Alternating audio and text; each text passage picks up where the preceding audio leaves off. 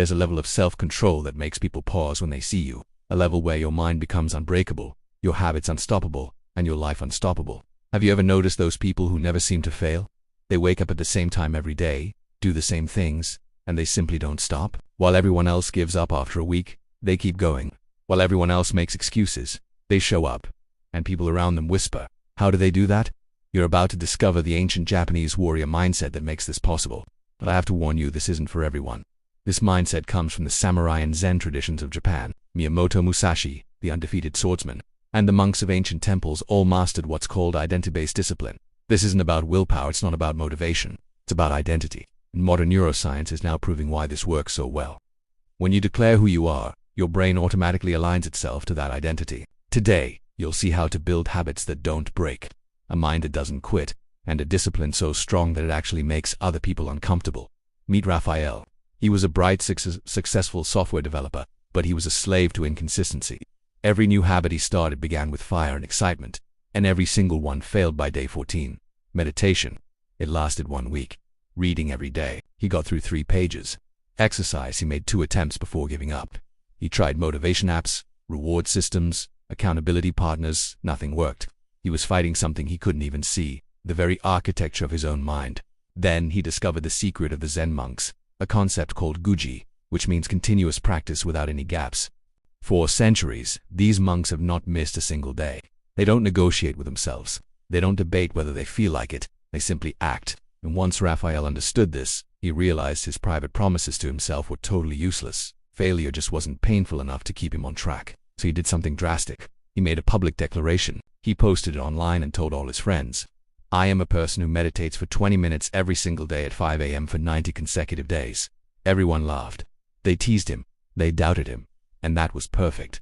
Every single skeptic became fueled. Every morning he wanted to quit. The thought of admitting failure publicly made quitting impossible. But even with all that social pressure, Raphael was still fighting his own biology. His body craved sleep. His mind desperately wanted to make excuses. That's when he learned the monk's second principle, non-negotiable hours.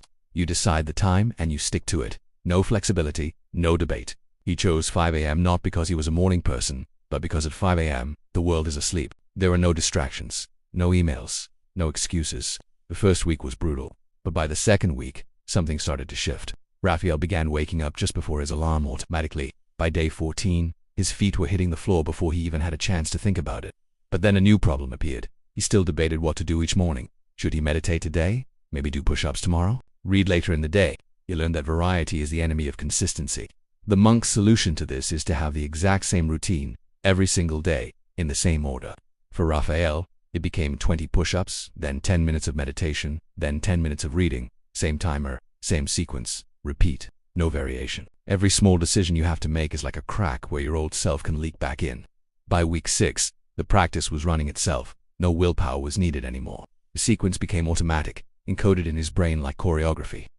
Science actually confirms this. Repeating an action in the same context for about 66 days triggers a part of the brain called the basal ganglia, which is responsible for automatic habits. At that point, you no longer decide, you just do. Then came the real test. Obstacles, travel, illness, unexpected guests. Normally, any one of these would have been the end for Raphael. He would have quit. But the Zen principle of pre-solved obstacles changed everything for him. He planned ahead. Every potential scenario had a pre-decided response. If he got sick, he'd do push-ups in the bathroom. If he was traveling, he'd meditate on the plane. Raining outside, he'd work out in the garage. There was no negotiation, only execution. This is the essence of Guji, a practice that continues itself. And when others saw his consistency, they started whispering things like, "You're disciplined." It's kind of scary. Normal people get normal results. You're not aiming to be normal. By day 90, Raphael's entire life had changed.